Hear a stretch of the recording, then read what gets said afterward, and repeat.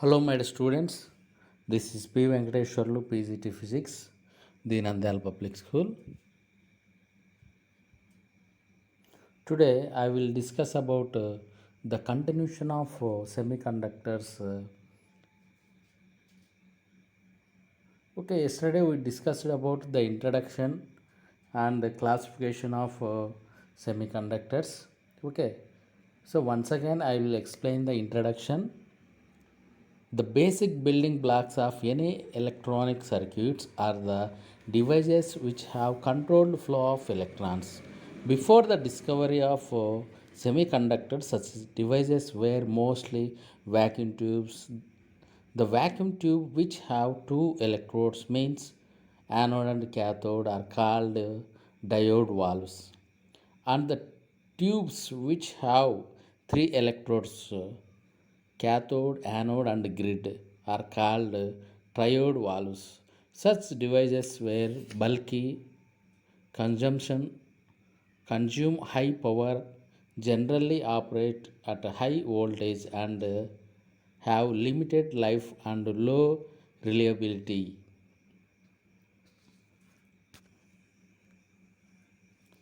So we know that the materials are divided into three types: conductors, semiconductors, insulators.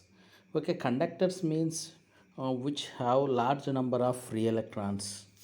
Okay, or which allows electric current. Example, you know that copper, aluminum, silver, etc. Okay, see here, conductivity, the range of conductivity is 10 power 2 to 10 power 8 Siemens per meter, or resistivity 10 power minus to 10 power minus 8 ohm meter. Okay, this is about conductivity.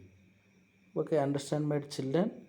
And insulator, my children, the materials which does not allows the electric current, which do not have large number of free electrons, is called insulators. The conductivity range is 10 power minus 11 to 10 power minus 19 Siemens per meter. Siemens per meter is the unit of conductivity, my dear children. And middle of the one is our chapter, that is semiconductors. Okay, the materials which lies between conductors and insulators is called semiconductors. Examples of semiconductors is fourth group, that is silicon, germanium, like that. These are the examples of semiconductors. The conductivity range 10 power 5 to 10 power minus 6 Siemens per meter. At normal temperature, semiconductor behaves like insulators. By applying temperature, the materials are which are converted into like conductors. This is about classification of metals, conductors, and semiconductors on the basis of conductivity, my dear children. Yes.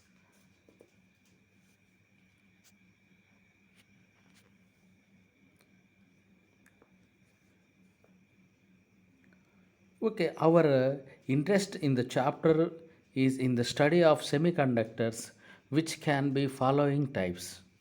Element semiconductors.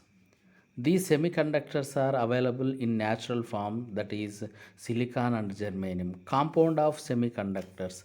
These semiconductors are made by the compounding of metals. Example, inorganic semiconductor, CDS, gallium arsenic, CDSE, INP, etc. Organic semiconductors are anthracene and doped phthalocyanine. Organic polymer semiconductors are polypropyl and polyaniline, polythiophene, etc. See here, these are the semiconductors of fourth group elements silicon, germanium, okay, which are formed natural, how they are occurring, okay, how they are silicon and germanium. Mostly we can use it in fabrication of computer chips and various electric components.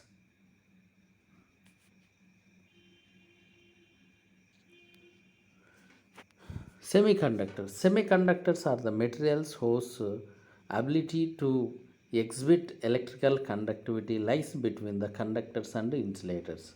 These are majorly classified into two categories. Yes, semiconductors are divided into two types. What are they means? Intrinsic and extrinsic. Okay, my children, intrinsic and extrinsic semiconductors. So coming to intrinsic semiconductors, this type of semiconductors is also called undoped semiconductors. Undoped means intrinsic semiconductors means undoped semiconductors are I-type semiconductor means pure semiconductors. We can say intrinsic semiconductors. Yes, silicon, germanium are pure semiconductors. We can say intrinsic semiconductors. So it is a pure semiconductor without any significant presence dopant species. Pure germanium silicon in their natural state are intrinsic semiconductors. The number of charge carriers is determined by the properties of materials itself instead of the amount of impurities.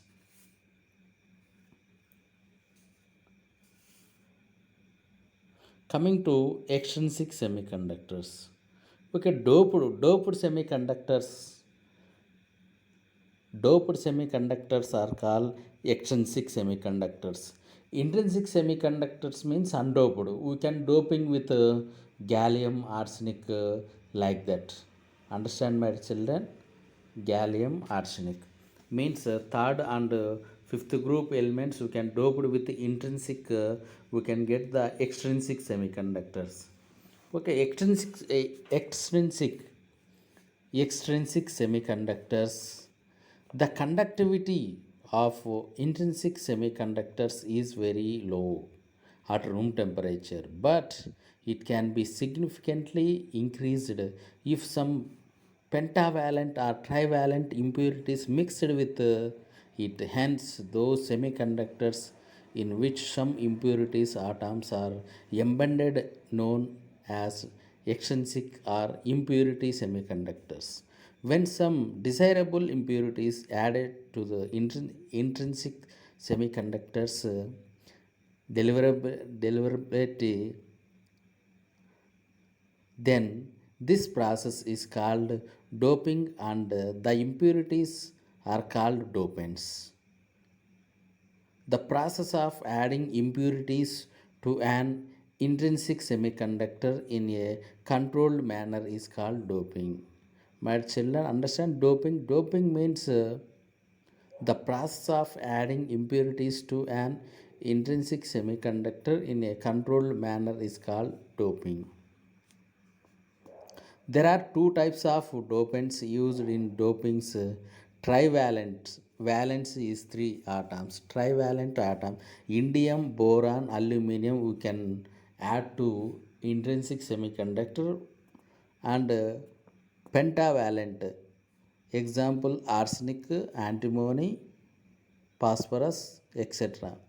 So extrinsic semiconductors are basically two types: N type semiconductor, P type semiconductor. So again, extrinsic semiconductors we can divide into two types. What are they, my children? N type, P type, my children.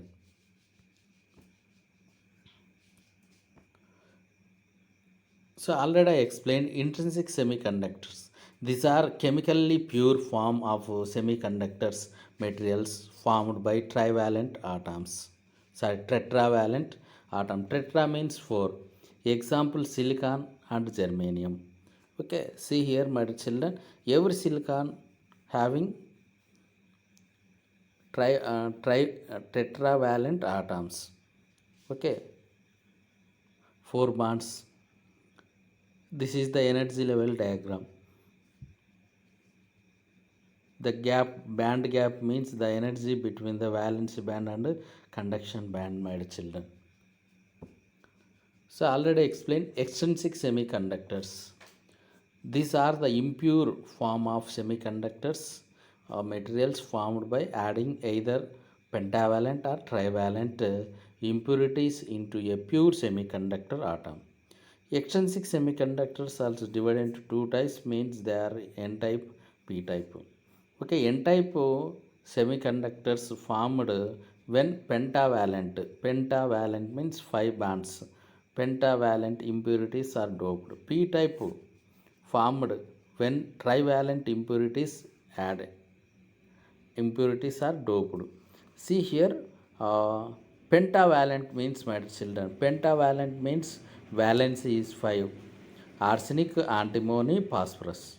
Trivalent means indium, boron, aluminium. Okay, coming to N type extrinsic semiconductors. N type extrinsic semiconductors. This type of semiconductors is obtained when pentavalent impurity is added to silicon or germanium during doping. Four electrons are four electrons of pentavalent element bond with four silicon neighbors, with the fifth remains very weakly bound to its parent atom. Also, the ionization energy required to set this electron free is very small. Hence, these electrons are almost free to move. In other words, we can say that these electrons are dominated by the impurities atoms. So, these are also known as donor atoms. And the conduction inside the semiconductors will be take place with the help of the negatively charged electrons. Due to this negative charge, these semiconductors are known as N-type semiconductor.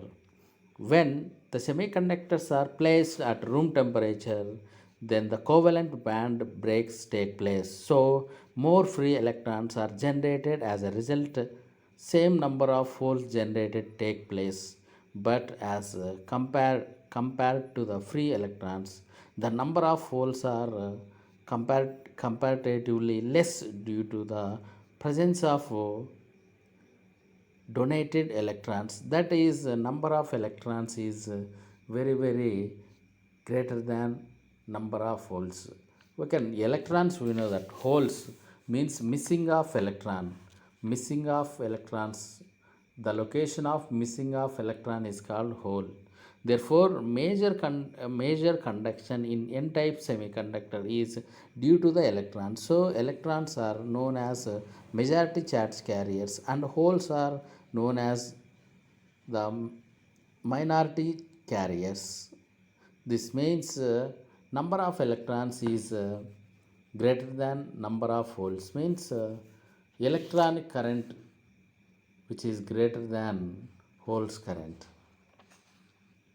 Pentavalent impurity atom, that is phosphorus, is doped. It is also known as donor impurity due to presence of extra free electrons. Okay, there is a bond in phosphorus and silicon. That bond is called covalent bond. This is energy diagram, the donor level, because which have large number of free electrons. Extrinsic semiconductors, N-type semiconductors, means arsenic, bismuth, phosphorus. We can add to this type of elements, we can add to silicon, germanium, we can get the N-type semiconductors. These atoms have 5 outer electrons in their outermost covalent bond to share with other atoms, and are commonly called pentavalent impurities. This allows 4 of the 5 electron to bond with its neighboring silicon atom, leaving one free electrons to move about when electrical voltage is applied. As each impurity atom donates one electron, pentavalent atoms are generally known as donors. Okay, coming to p-type semiconductor, my children. Coming to p-type semiconductors. This type of semiconductors is obtained when trivalent impurities added to silicon or germanium. So the three valence electrons of the doped impurities atoms will form the covalent bond with silicon atoms, but silicon atoms have four electrons in its valence shell. Hence, one covalent bond will be improper. This means one more electron is needed for the proper covalent bonding. This needs of one of electron is fulfilled from any of the bond between two silicon atoms. So the bond between the silicon and impurity atoms will be completed. After bond formation, the doped impurity will get ionized. As we know that ions are negatively charged, so the impurity will also get a negative charge. As hole was created when the electron com- comes from silicon bond moved to complete the bond between the doped impurity and silicon. Due to this, an electron will now move from any one of the covalent bond to fill the empty hole. This will further result in a new hole formation. So in p-type semiconductor, the holes moment result in the formation of current. This means in this type of semiconductors, majority charge carriers are holes, that is positively charged, and minority charge carriers are electrons. The electrons and holes concentration in a semiconductors in thermal equilibrium given Ne into Nh is equal to Ni square. The energy gap of silicon and germanium are 5.4 electron volt, 1.1 electron volt, and 0.7 electron volt respectively. The trivalent impurity atom, that is boron, is doped. It is also known as acceptor impurity due to the presence of extra holes. So hole means missing of electron. Missing of electron means extrinsic semiconductors, p-type semiconductors. So adding of aluminum, boron, indium to the silicon or germanium, we can get the extrinsic semiconductor p-type semiconductors. In contrast to n-type semiconductors, if we will introduce trivalent 3 electrons impurities into the crystal structure such as aluminum, boron or indium, only 3 valence electrons. See here, missing of electron, we can say hole. Therefore, a complete concentration or complete connection is not possible, giving the semiconductor material an abundance of positively charged carriers known as holes in the structure of the crystal, and is fourth giving the appearance that hole are moving as a positively charged through the crystal structure. Conventional current flow means the replacing of holes with electrons means we can get the electric current, flow of currents, flow of electrons from one hole to another hole. It constitutes electric current. As each impurity atom generate hole, trivalent impurities are generally known as acceptors, as they are continually accepting extra electrons. Addition of boron caused the conduction, which consists of many positive charge carriers, result in a p-type material. Okay, children, up to this today's session completed. Okay, if you have any doubts, contact me and ask me doubts through Zoom, WhatsApp call, or offline call. Okay, my children.